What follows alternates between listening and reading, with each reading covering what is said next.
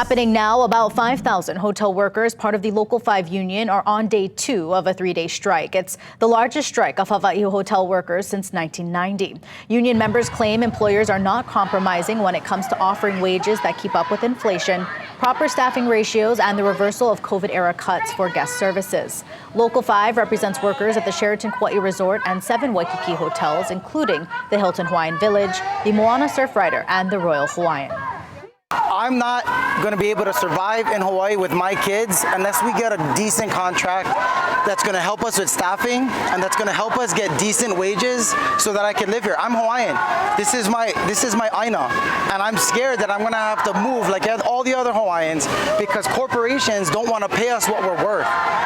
The strike comes as we expect record-breaking travel this Labor Day.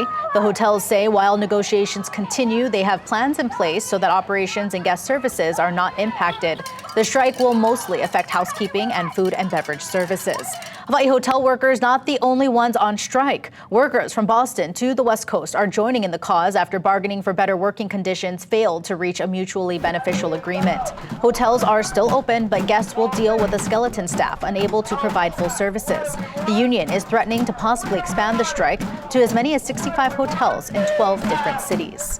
Meanwhile, Kapiolani Medical Center nurses voted this weekend to go on strike once more. And if it happens, it'll be their second strike this year. The nurses, together with the Hawaii Nurses Association Union, will now determine the dates and duration of the strike. Once those details are finalized, the union will give Kapiolani management a 10-day advance notification as required by law.